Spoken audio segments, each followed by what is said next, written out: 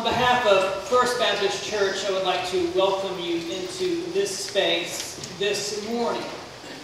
Let you know what's going to happen in this space. You're going to hear stories and celebrations of the amazing life of Sharon Hanson. But you're also going to worship this morning. Sharon was abundantly clear that when this time and place was to happen, she wanted her family and her friends and her community to worship her Lord and Savior, Jesus Christ. Thus this morning, at the request of Sharon, I invite you into worship.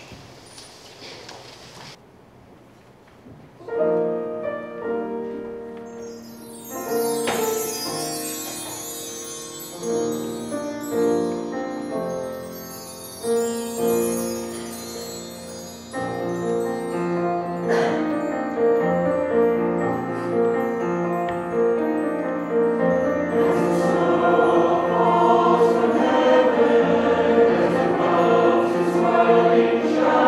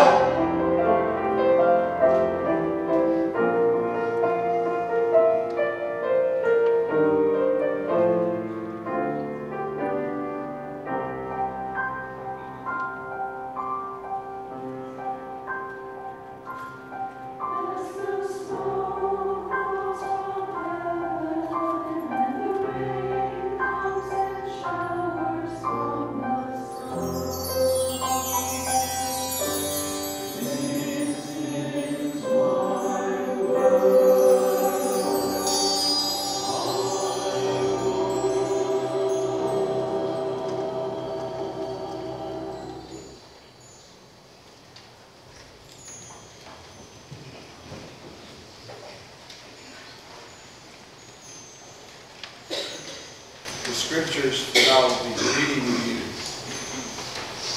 are the words of the Lord, written down by prophets, but highlighted by Sharon in her own Bible, from the Old Testament. 1 Chronicles 16, 8 through 12. Give praise to the Lord, proclaim his name, make known among the nations what he has done. Sing to him, sing praise to him, tell all of his wonderful acts. Glory in his name. Let the hearts of those who seek the Lord rejoice. Look to the Lord in his strength. Seek his face always. Remember the wonders he has done. My name is Elizabeth Daniel. Last Saturday I was wakened by a beautiful sunrise, and later during my walk the sun went behind the clouds where it hid the rest of the day. I knew before Taylor called me that Sharon had passed on to her heavenly home. You see, Sharon was such a light in this world, and the gray day was a reminder that a great soul had left this earth. I've known Sharon for several years, but she became a real special part of my life 20 years ago when she joined our reunion group. Our reunion group is an accountability group which meets weekly. We share our furthest and closest moments to Christ. Everything that's said in the group is confidential. The main focus of the group, though, is to support each other and strengthen our walk with Christ. When Sharon joined our group, we changed our name. We changed it to the Traveling Holy Sisters, and that's because Sharon really loved to travel. And one of our biggest reasons for traveling were for birthdays. Sharon asked to join our group because she was getting ready to go through a difficult time, and she said that she needed some help and support from some Christian ladies. She said, I need encouragement and I need prayer warriors. What happened was just the opposite. I've never known such a godly woman as Sharon. She became our rock and our support. I'm part of a wonderful group, and I wouldn't change any of those ladies for anything in the world. But Sharon's walk with Christ was so mature and so real.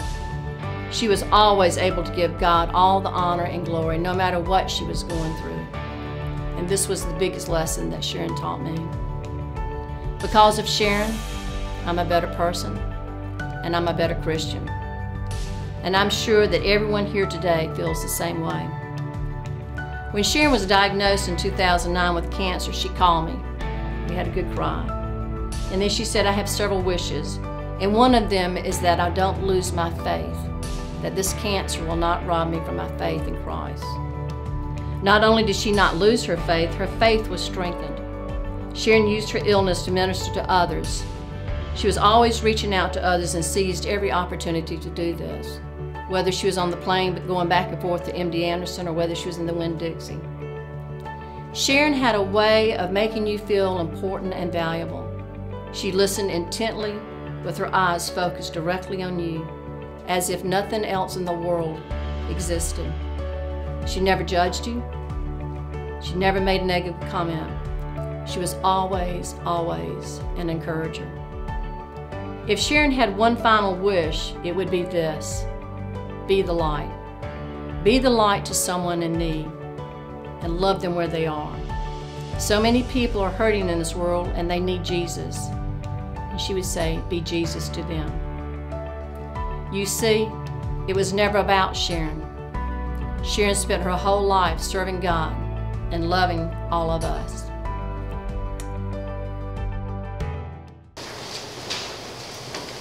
I've read a few books recently that talk about a personal quality that correlates with long-term lifetime success. It's one of those hard to measure, but you know it when you see it sort of things. It's called grit.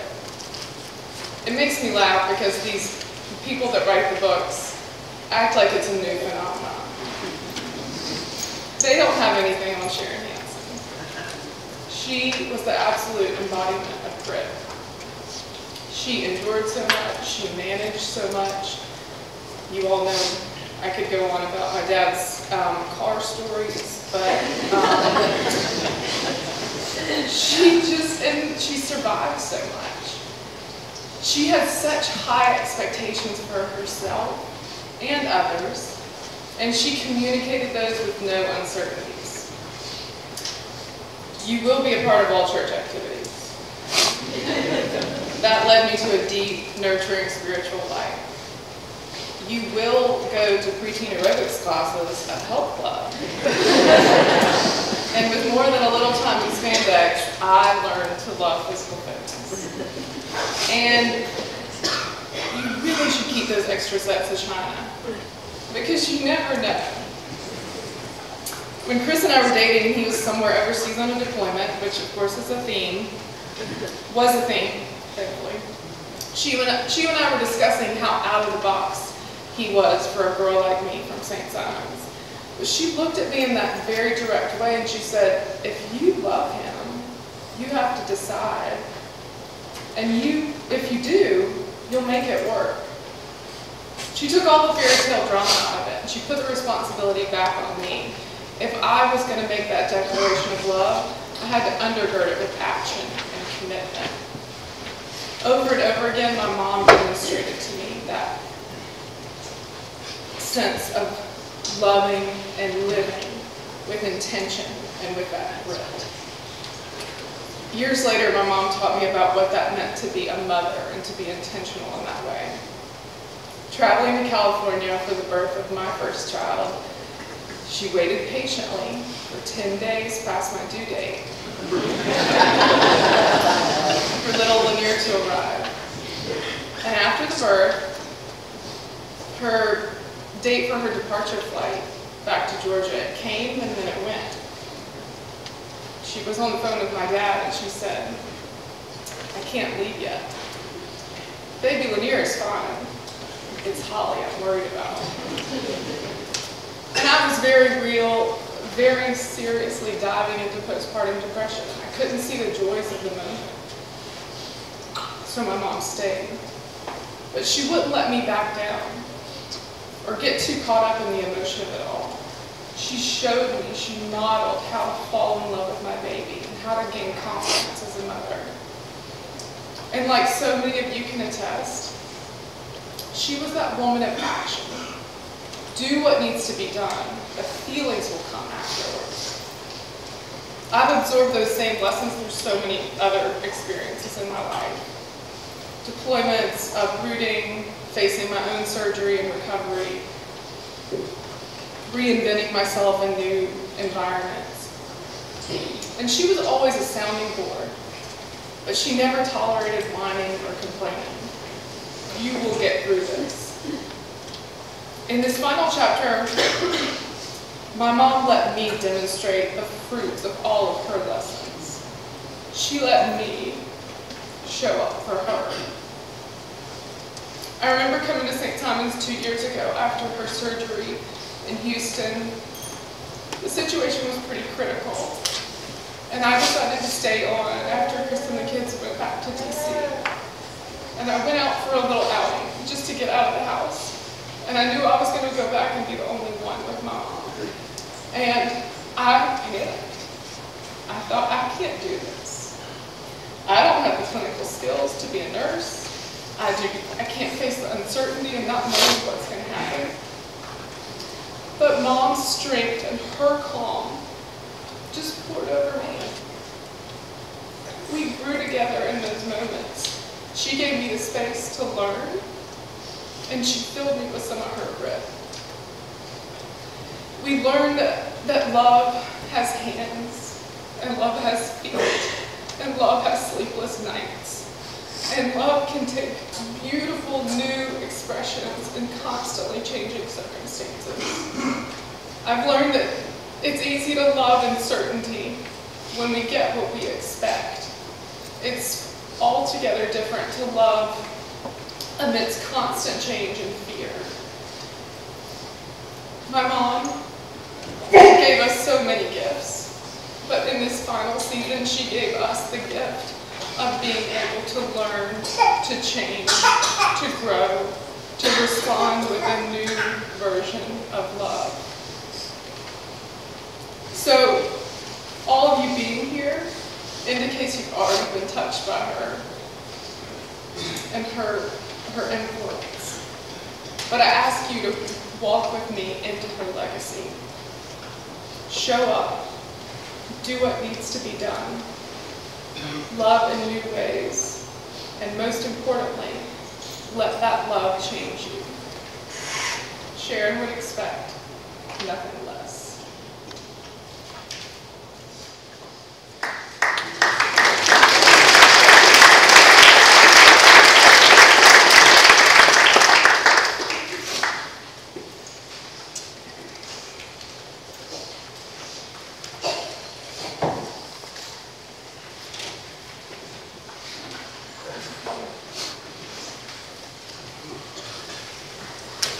Everybody take a little breath with me.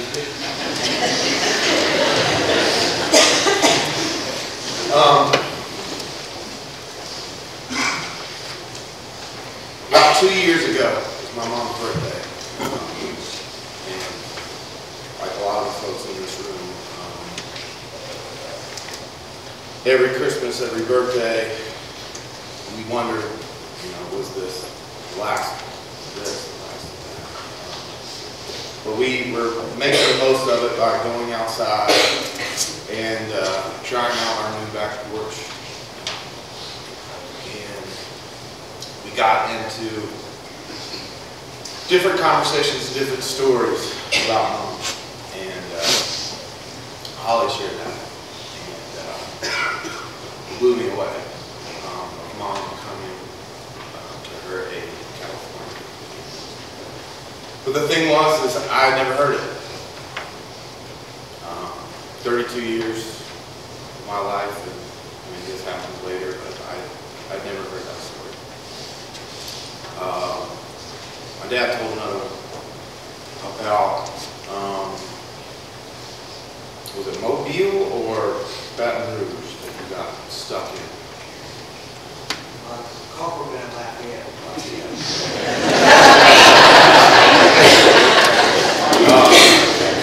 So they had a long distance relationship at the beginning of their relationship, and they would meet up on the weekends. It was before cell phones or anything like that. And his car breaks down. He finds himself, he's like, I can't make it. He's stuck in a bus station. Something like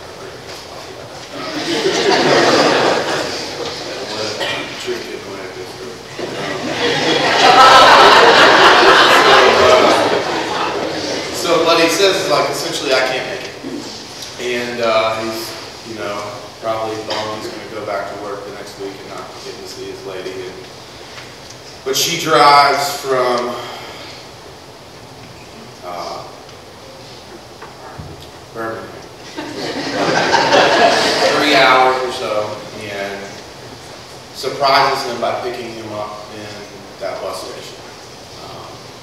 And those themes were just, she shows up. And that's exactly what Holly was saying. If something was going on with you, she showed up. And she did not back down. I'm sure a lot of people can attest to that.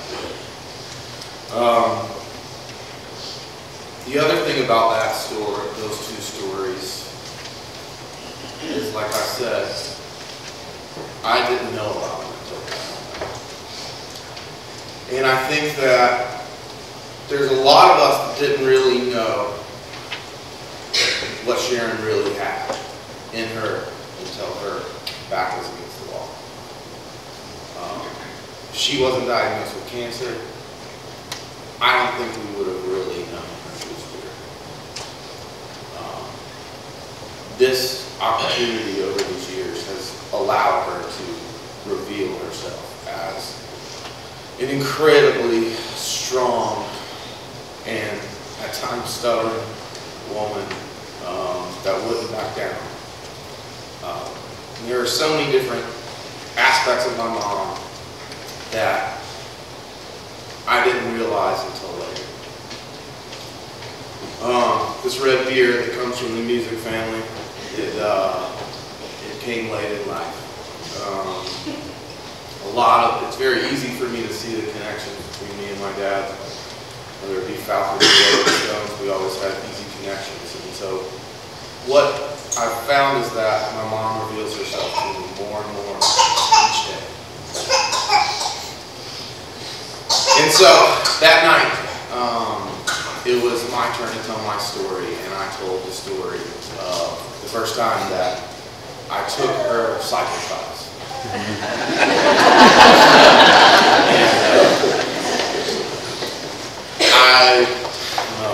Can I have my boys come up here and get set up?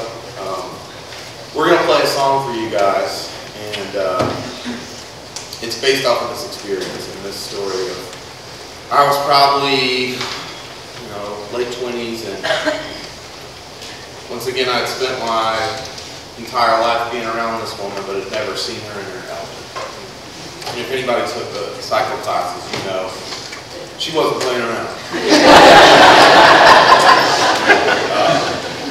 She, treated everybody fairly. With that, I mean, everybody was fair game. She would call you out. I got a really cute text from a friend in the community, Jocelyn, and she sent me a text. She was like, "Oh, your mom used to be like, crank it up back there, Bostock. Give it a little bit more." And that day, she pushed me to do my most. I had to leave the room a couple different times. But she didn't treat me any differently than anybody else that was there. And when, just in that moment, I saw her doing her thing and seeing her as a leader in a way that I had never seen. And when she got diagnosed, I was in a band with these fellas, and music is a way for me to express myself. And this was something that was weighing on me. Just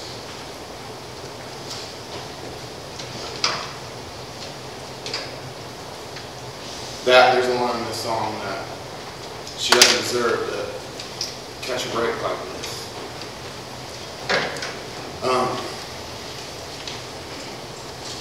But this was my way of creating essentially like a superhero character for her, comic book character for the fight that she was about to make. And so I want to play for you guys with the help of my boys, Truth's here.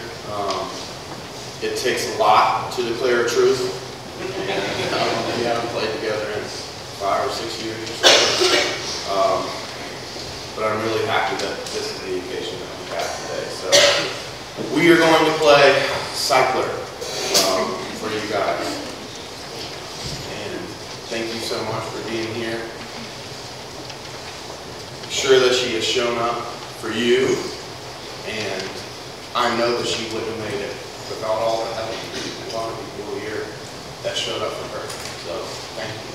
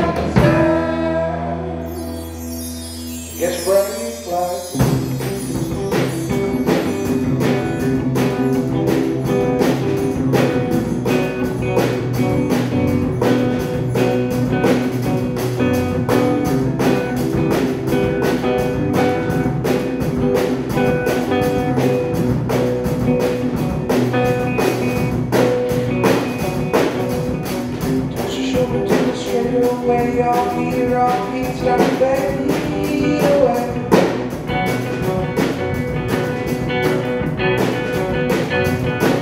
And after the home stretch home, she realized that she's not alone.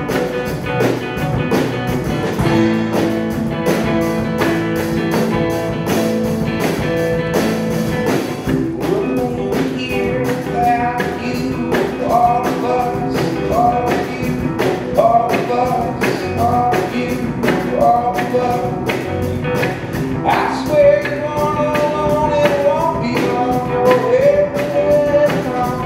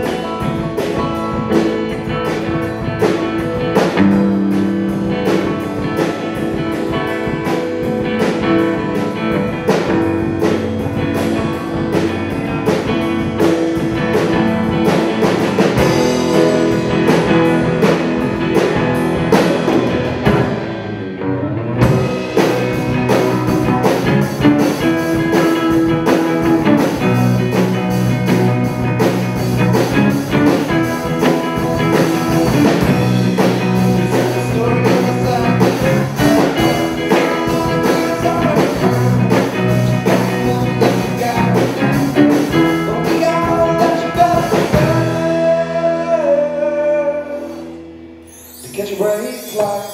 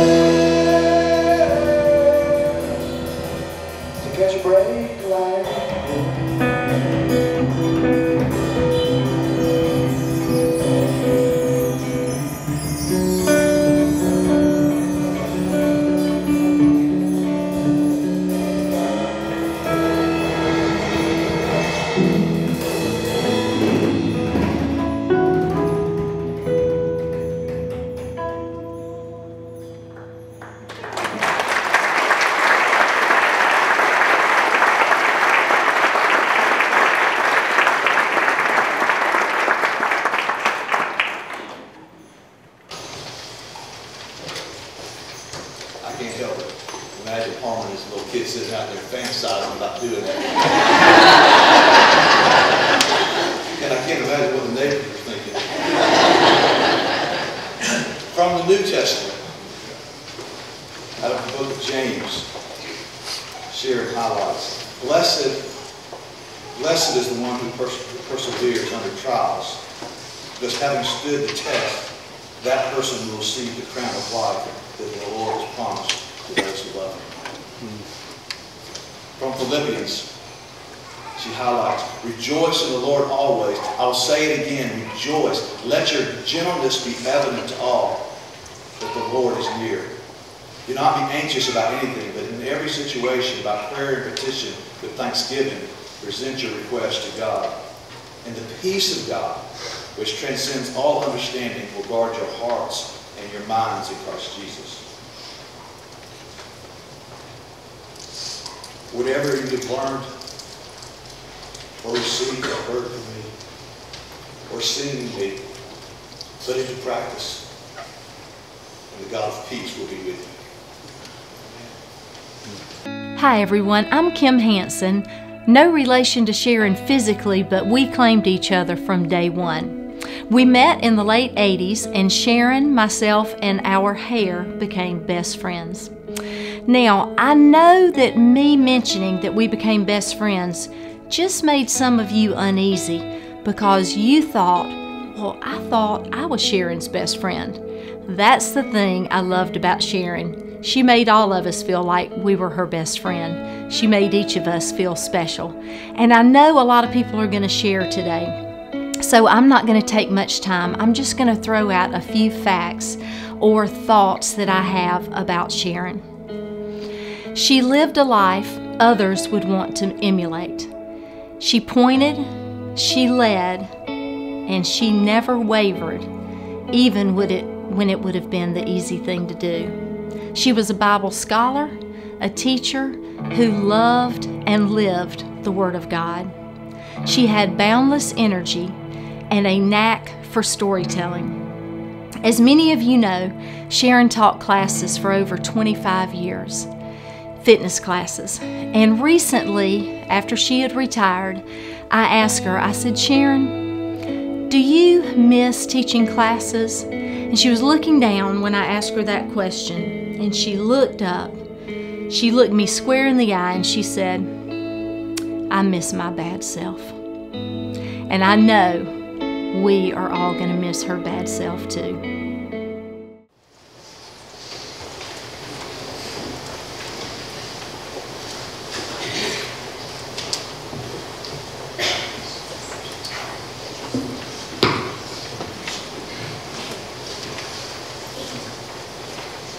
Hello, my name is Russell, and I'm the oldest grandchild here.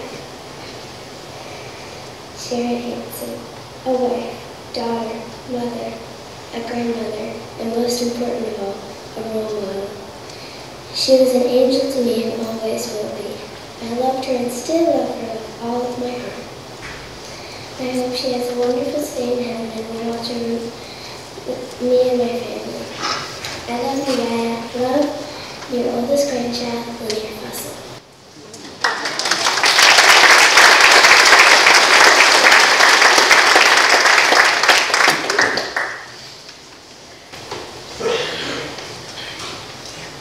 That's going to be a pretty hard act to follow. I'm going to give it a shot. First of all, I'm going to continue her theme here, because she wrote a note. We had a talk a month or so ago. She came to me in the garage crying, and I said, what's wrong with you? She says, I heard y'all talk about Yaya dying. I said, well, get a drink out of the refrigerator, and I got a drink, and we went out on the patio and sat down and talked, and we talked about the chemo and what had been done. But I said, but without the chemo, she wouldn't have been here as long as she had. You know, one of her big concerns was having grandkids, and now she's got 5. She didn't have any when she got diagnosed. So we just have to be thankful for what we had, and just be glad we had that. then she came and wrote a note that says, from Lanier to Yaya, open on the day you die.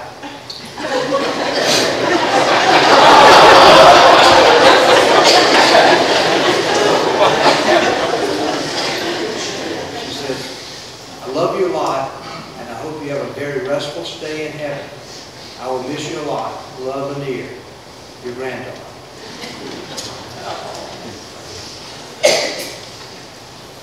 So a lot of us have known Sharon Hanson and Yaya, and not all of you know Sharon Musick. So Harmon alluded to that story. I'm going to give it a little more because as dramatic as Harmon made it sound, it's even more dramatic when you see what the timing in the timeline of Sharon and Brent Hanson started. But I went to work in 1974 at a chemical plant, and Sharon's brother, Ken, was working at the same place. And I met him during my orientation. So I started on April 1st, 74, and then come June, July, maybe it was July, I think it was July, Ken was having a housewarming party. EMC had bought a new house, and they were having their friends over, and Sharon happened to be visiting there. She was actually kind of not quite a runaway bride at that time, but she was escaping because she had just decided this is another Sharon Musick moment. That the guy that she was engaged to is not who she wanted to marry. Fortunately for me.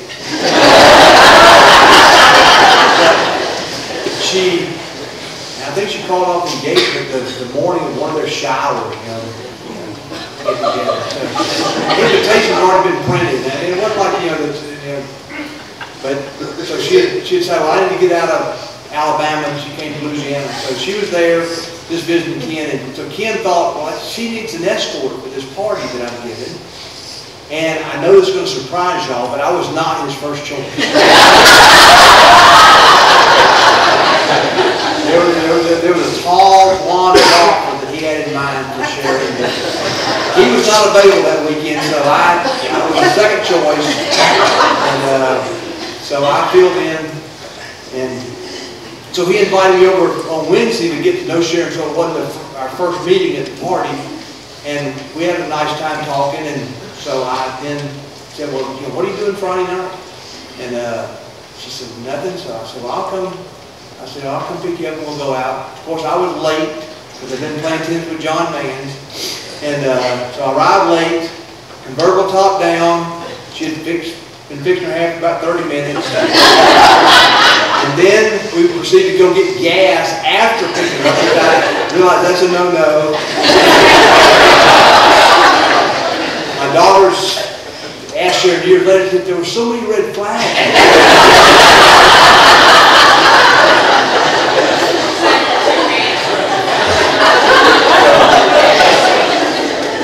But I guess I just charmed her with my lack of sophisticated moves, and all my uncool moves, whatever. But I finished it off that weekend with kind of the ultimate. She stayed an extra day, and so we'd stay up till about 2 o'clock in the morning. So I was taking her home back to Ken's, and so as we're saying goodbye, and she's kind of waiting for a goodnight kiss, I lean up against the door, leaning up against the doorbell.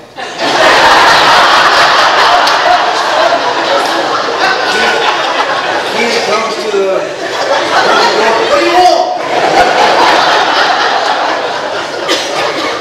So, you can see I swept her off her feet with all my suave and debonair ways. But we decided that we would, we kind of hit it off there, and so we decided, well, we're going to see each other, again sometimes. She's in Birmingham teaching school, and I'm in Lake Charles, Louisiana, which is in the far southwest corner of Louisiana, about as far as you can get away from Louisiana from Birmingham.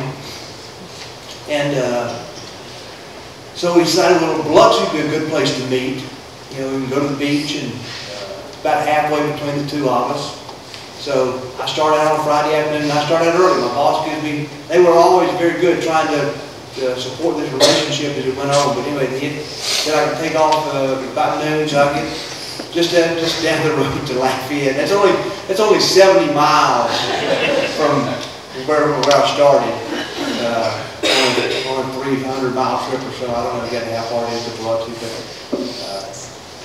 not very far. A whole lot closer to where I started from, where I was trying to get to anyway. So I'm there on the side of the road, and the car wasn't going, and one of the summer students that was an intern, he was heading back to Mississippi, and so he stopped to see if he could help, and he said, well, what are you going to do? He said, I can take you back to Lake Charles. He said, I said, no, I'm going to go to Baton Rouge. You just take me to Baton Rouge. So we got the car off, parked it in a mall parking lot, and I said, I'll just get to Baton Rouge and then I'll give her a call. Like I said, this is before technology of cell phones. And so I had to thinking, well, maybe she'll be at the hotel by now. So I called her, and when I got to Baton Rouge, saying, okay, here's the proposition. Like I said, this is our second time when I see each other. We had, like I said, we had Wednesday night, Friday night, Saturday night, and Sunday night. So six dates, so to speak. I don't know how you want to put it. Not okay, we've been dating in there. We had a real commitment at this point in time. But so I gave her the proposition. I said, I'm in Baton Rouge at the bus station. I said, I can get on the bus and go back to Lake Charles, or I can head on over to Biloxi, but if I head to Biloxi, then you've got to agree to drive back tomorrow and haul my car back from Lafayette to Lake Charles. So this just shows Sharon's tenacity. She says, sure, we'll do that. So I'll get on the bus and go to New Orleans, and it's going to go to Biloxi, but I didn't check the schedule. I just figured I'd get to Biloxi eventually. But she looked on the schedule and saw there's a long layover in New Orleans. So she said, well, I'll just drive to New Orleans and pick him up. Now, I didn't know this, but that was in her mind, because she's going to make things happen. It was in her plan, she was going to make it happen. So I probably dozed off on the bus, and I'm getting there, and I'm kind of just standing there waiting to see what's going to happen next at the bus station, how long the layover I got. And I see this lady walking towards me, and I don't recognize her. But she's walking towards me like she knows me. And she's very attractive, but I didn't recognize her because I'd never seen Sharon Musick in glasses. And it became a ritual when her eyes got tired at night, she put on her glasses. But she's walking across, and then she's coming in, giving me a big hug, and told me, well, I saw we're going to have a long layover, and I just came and got you. Now, y'all know that bus stations are never in the nice parts of town. Here's a 22-year-old girl just heading out, never been to New Orleans before, heading out to the bus station. So that's what she's going to do to make it happen. So that just shows the tenacity of Sharon Musick and eventually Sharon Hanson. So I didn't bring much to the table. I've been a kept man for 42 years. I didn't learn how to do the bank statements in November. Holly taught me how to do that.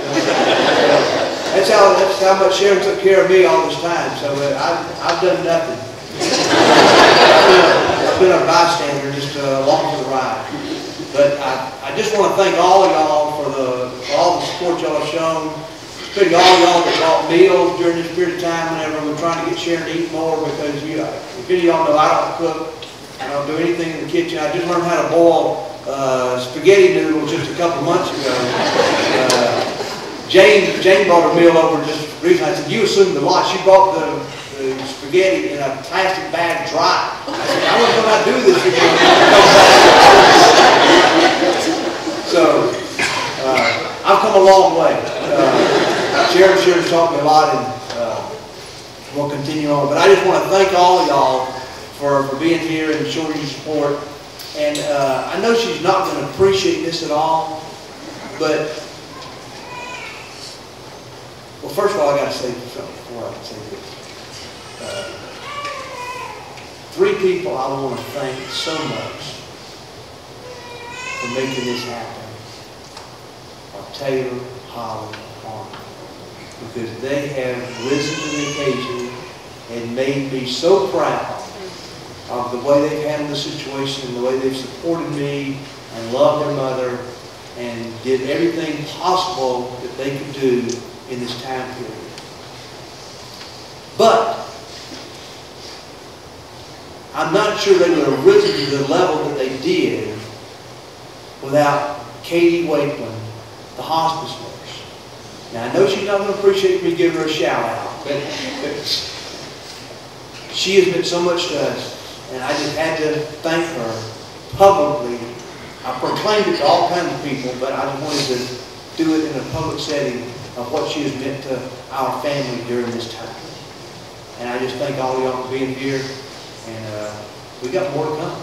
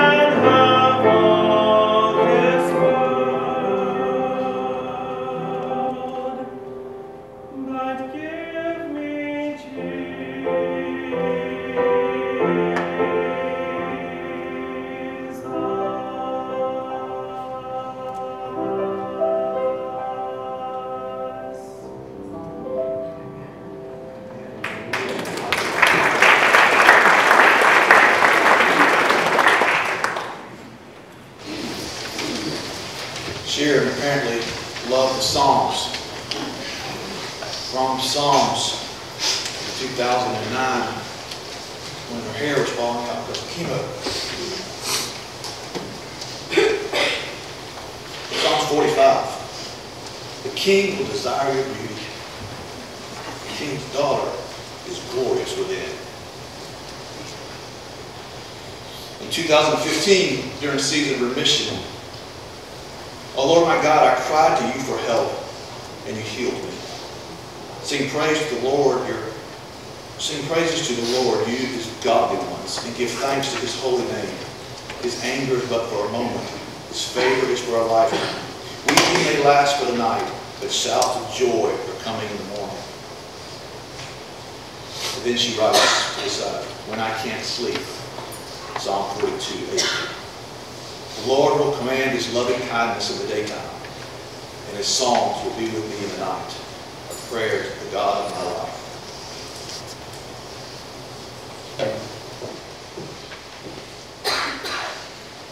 I heard an award recipient say recently in his remarks that young lawyers can attend all kinds of ethics and professionalism classes, but if your mama didn't teach you right, what are you really supposed to do? He intended the comment to encourage professional mentoring, but it got me thinking about what a gift that my mom gave me and all of the things she taught me that have made me into the woman that I am today. First of all, have excellent manners. Yes, ma'am, and no, ma'am, were non-negotiable in my upbringing. She taught me to speak this way and to respect other people no matter their station in life. She always said that people deserve respect, and the way that we treat them and that we speak to them matters. Write the thank you note, remember the name, thank people for their time. These were things that Sharon did reflexively because they were part of her character. Sharon made others feel welcome and appreciated in any setting, and I bet each of you have experienced her warm welcome at some time or another. So let me begin by welcoming you and thanking each of you for being here to honor and celebrate the life of Sharon Marie Musick Hanson, for supporting our family today, supporting us and loving us and being the body of Christ throughout this cancer journey and beyond. As we honor her today, I ask that you indulge me in a few memories that I will treasure from not only our mother-daughter relationship, but you see, Kim Hanson, I have to trump you. She was my best friend. Number 2, look the part. My mom always looked great. She had beautiful blue eyes that sparkled, from perms to hot rollers, brown hair to no hair, to a wig, to curly gray hair, and back again. Her fury was always in place, but she was very naturally pretty. She prided herself on her outfits and accessories and having the right thing for any occasion. Whether she got asked to go hiking or to a grand ball, she was going to have everything and look the part. She taught us from an early age to dress appropriately for this season, the weather, the occasion, and our bodies. Just because it looks good on somebody else does not mean it looks good on you. She had a classic style, and she refused to let us take part in silly trends. Oh, the angst when everyone at Glen Middle was wearing colored duckhead shorts down on their hips and boxy t-shirts. I don't care if everyone is wearing that. It looks ridiculous, and we're not. And oh, how I hear her voice coming out of me multiple times a week when I'm talking to my own daughters. She did not like how her physical self looked these last few months. She was bony and had lost her color, and she lost interest and energy for putting her fashionista self forward. But there was no way to fade or mar her inner beauty. For she taught us with her words and her life to the very last that above all, charm is deceptive and beauty is fleeting, but a woman who fears the Lord is to be praised. Proverbs. And your beauty should not come from outward adornment such as elaborate hairstyles and the wearing of fine jewelry or clothes. Rather, it should be that of your inner self, the unfading beauty of a gentle and quiet spirit, which is of great worth in God's sight. And you know, starting in late February, she stopped even seeing herself as physically diminished. She had come to believe so much that she was fearfully and wonderfully made as a daughter of the King, that she saw a beautiful woman in the mirror again. Number 3, know how to multitask. As a working mom, even if her work was part-time with kids on the go, she had to be able to multitask. A funny example of this I recall back before cellular smartphones, she would leave us a note of exactly what time to call Little Caesar's Pizza so she could swing by and pick it up after she had taught a fitness fitness class at Fletzy and then meet us at the ballpark so we would all have supper out of the side of the van. All my friends were thrilled when the van pulled up because they knew what was inside.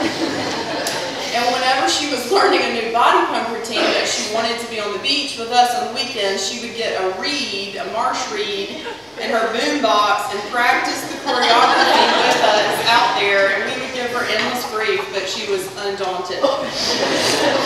Because she was kind of proud of her arms. She set about her work vigorously. Her arms were always strong for her task. That's from Proverbs as well. But no matter how good she was at juggling, like we all are, we all drop the ball sometimes. And I saw Mom do this with humility. Number 4, learn from your mistakes and get organized. When I played basketball at Glen Academy on JV, before I could drive, we had practice in the wood gym. Girls practice first, then the boys. One night I sat outside waiting on Mom for what seemed like forever. And in the wintertime, it was already very dark. When the boys started leaving to go home and I was about to be really alone in downtown Brunswick in the dark, I went to the payphone by the GA cafeteria and called Home Collect. When she answered, I was steaming mad. She was sitting in her kitchen on St. Simon's and had totally forgotten me. But by the time the operator had connected us and she had connected the dots, she was hysterical at having realized that she had forgotten me. I certainly did not give her the grace that she deserved at the time.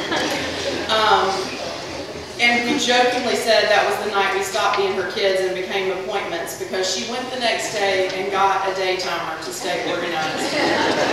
But looking back, I see that she had a resiliency and a determination that I did not fully appreciate as a teenager. Number 5, do the best with what you have or what you can get. Mom was always finding a deal or making something out of what we already had or borrowing a hand-me-down, and as a kid sometimes this made me groan, but I see how resourceful she was, and she always wanted to give us the best opportunity on the thinnest of shoestrings. No Ronald McDonald birthday parties for us. She and Dad would make a cake that looked like a castle using sugar cubes for the ramparts and ice cream cones cut in half to be the turrets. Or she hosted a backwards party for us and we wore our clothes backwards, came in the back door, and ate breakfast for supper. Or we had a dress-up relay in the driveway where we ran down competing to put on mittens, hat, scarf, and then run down and dress the next person and run back. She could always make fun of whatever we had around. When Holly and I were taking dance at Eleanor Brooks, we were both taking combo tap and jazz, which meant 2 pairs of shoes. Well, Mom, pinching pennies, did not want to buy each of us 2 pairs of shoes. It was okay during the year because we were in different classes on different days of the week. But the recital got a little sticky when I had to finish my number and run around to the wing and give the shoes a hug. And Mom was sweating it out while the dance teacher was glaring at her for a brief delay. But Mom always did what she had to do. This brings me to my next trait. Avail yourself of whatever resources you can bring to bear. In middle school, I had an opportunity to attend a camp, and when I saw the price tag, I just assumed it was not an option. Mom sat me down, taught me how to write a business letter. We sent it to several local businesses and professionals in the community, asking them to invest in me. Imagine my surprise and pride when checks started arriving in the mail, totaling up to allow me to attend the camp. And I've never forgotten the responsibility that I owe to those willing to invest in me, and the privilege I now have of paying it forward. But most of all to my mom of believing in me enough and being willing to put herself out there to make something happen. Number 7, whatever you do, do it to the best of your ability and laugh at yourself along the way. When she dove into her fitness career after we had all started school, she dove in fully. She got every certification she could. She got Dad to build steps out of wood for the club formerly known as Charter, so she could bring step aerobics to Glenn County. Those things weighed a ton, but she wanted the management to see that people would come to this new fitness craze, and she was right. And her classes and her music were legendary. But one of my favorite memories of her fitness career, in the late 80s, the health club had some professional photos done in their togs, which are funny to recall in and of themselves, and she sent a framed picture to my father-in-law that we called Dude, her father-in-law that we called Dude, and she signed the back, "Fitfully yours, Sharon." Well, Dude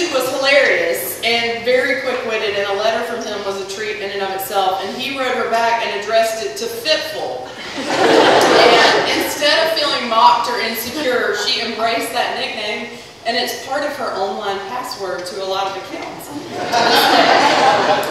Mom is famous in our family for her gaffes, especially when it comes to sports and athletics, which was definitely more Dad and his family's domain. At some point growing up, Mom commented about how curious a coincidence it was that all these NFL players were also professional bowlers. And we're like, what do you mean? And she's like, well, when they announce them, they say so-and-so, 5-year pro bowler.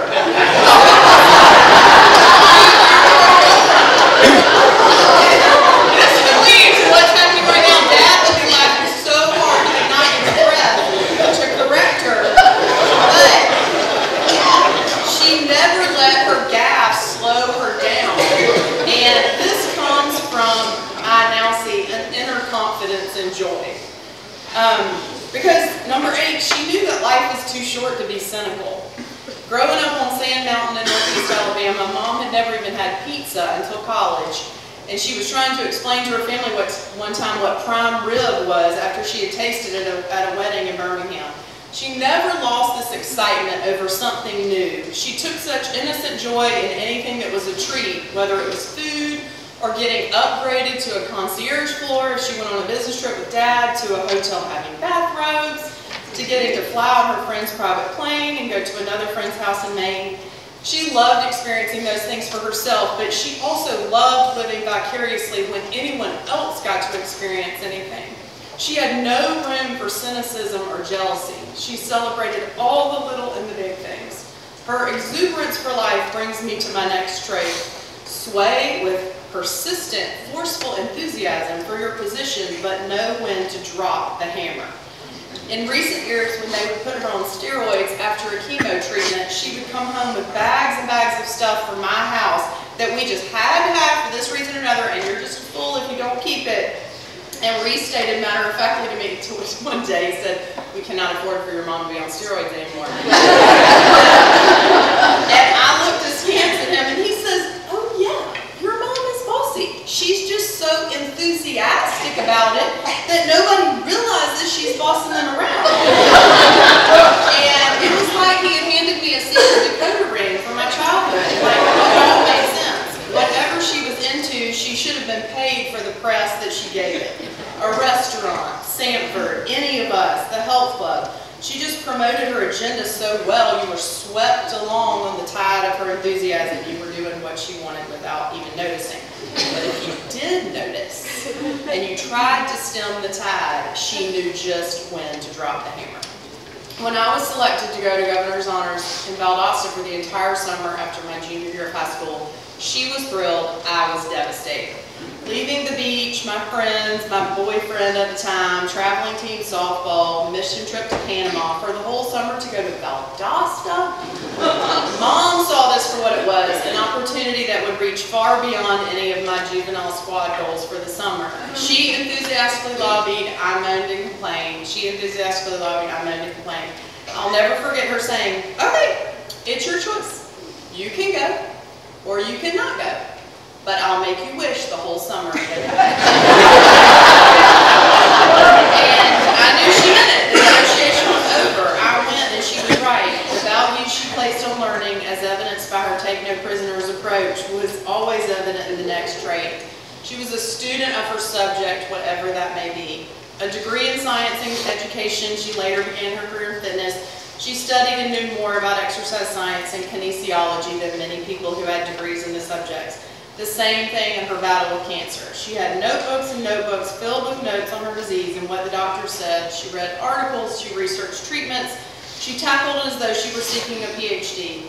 If you ever sat under her for any Bible study class, you know what I mean. Her lectures were impeccable and they were well crafted and all the research was impeccable. But more than anything, she was a student of all of us. She knew her family and her friends so well. She knew how to meet our needs, how to make us feel special in ways that we didn't even know we were needing. Up until the very end, she would ask us what we needed or just reach over and pat our hands. She stepped into our sorrows and our frustrations and rejoiced in our triumphs. Because this was her greatest trait. She celebrated others. We called her vicarious Vi for this trait of hers to live through our experiences, but one of my brightest memories in my whole life is captured in a photo from 1996 when the Olympic torch relay came through town. It was a gorgeous day, and half of Glenn County was at the torch relay, and the other half was evacuating because some hurricane was bearing down on us. And I had been given the honor to be an escort runner and run with several torchbearers who only ran a short distance each. I felt honored at the time, but I later realized that the pool of people wanting to run several miles in the July midday heat was shallow. Anyways, Mom and Dad were there to see me at my starting point, as I would expect, and they were all smiles. But the amazing thing was they were at the end of my route, sweaty and beaming, because unbeknownst to me, they had run along the whole way just to be there to celebrate with me at the end. And she did these kind of things like coming to get Dad, and she did these things for everybody in our family and each one of you. She cheered you on in your fitness goals, cheered you on in your walk with Christ. And in these last years, as she battled cancer so bravely, it was my turn and our family's turn to run alongside and cheer her on. We couldn't fight this battle for her, but we cheered her courage and her vulnerability and her humility to point others to Christ the whole time. She was following His directions, and He was the ultimate coach, and He led her from glory to glory for His sake. But then there came a time when she pulled up lame, and she seemed struck down in her spirit. She believed that God was who He said He was, but she struggled to believe that she was who God said she was. It felt as though she had run this glorious race only to limp across the finish line. She retreated inward, and we could not connect with her for a time. But God revealed that often the hardest work is done in private. Jesus met her in her living room every day and wooed her out of her darkness. To us, she seemed quiet, but she said she relished His presence in the silence. She came to a place of perfect peace. She was fully known, fully loved. She surrendered all her hopes and fears and insecurities. She commented that she had the time of her life this past Christmas. She said with the light in her eyes to me in these last weeks that she would do everything all over again if it meant getting to experience Jesus in that intimate of a way. She finished the race a champion because she let Him carry her on her last leg to victory. 2 Timothy says, I have fought the good fight. I have finished the race. I have kept the faith. Now there is in store for me a crown of righteousness, which the Lord, the righteous judge, will award to me on that day. And not only to me, but also to all who long for His appearing. So you too can have this indescribable peace that Sharon experienced in the presence of the Lord. And because I too long for His appearing, I know with all my heart that even though I cannot see her now, she is running alongside, and she will be there sweaty and beaming at my own finish line one day. I can speak with a happy heart today because I know where my mother is. She's with Jesus. There's a commercial right now for Progressive Insurance called mommyostasis, a made-up condition where we turn into our mothers. Well, I hope I'm diagnosed positive, and I hope it's incurable, because for all of the reasons I shared today and countless more, I seek to honor her memory not only by following her footsteps, but following after her heart, because hers was the heart of a champion. There could be no greater honor than for someone to accuse me of being just like your mother.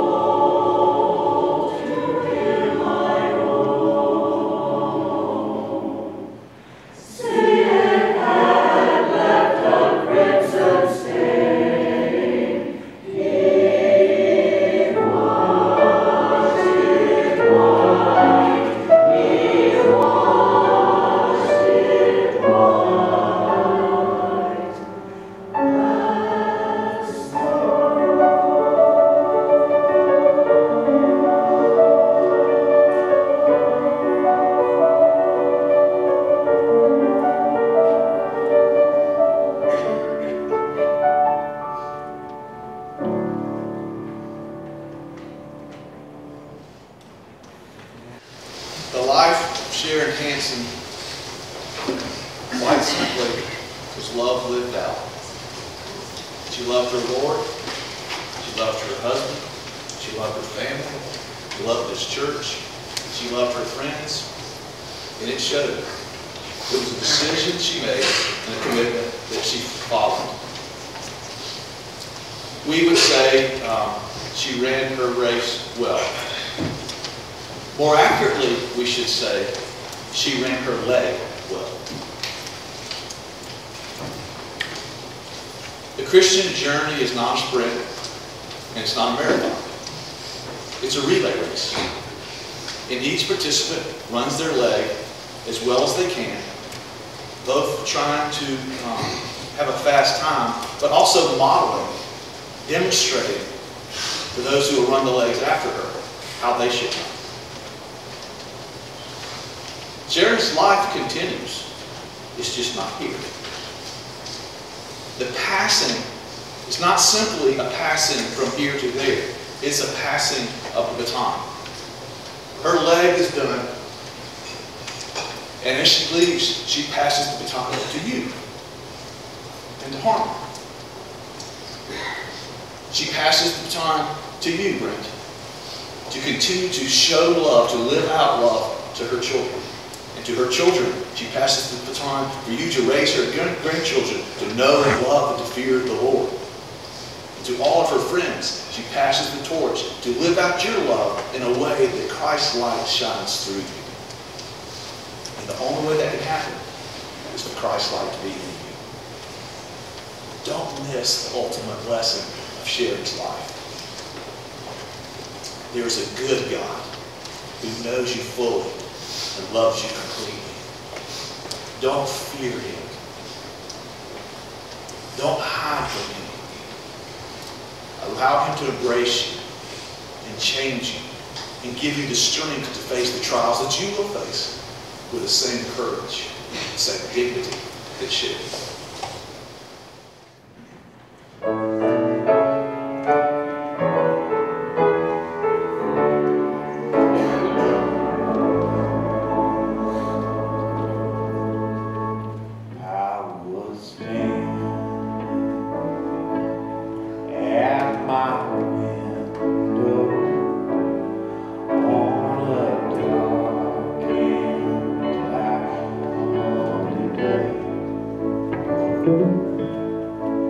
When I saw that hearse come rolling on to take my mother away, I said, please,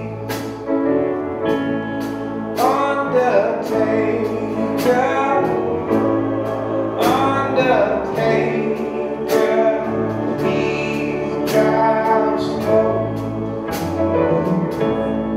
Well, I want you're a holding, Lord, we hate to see her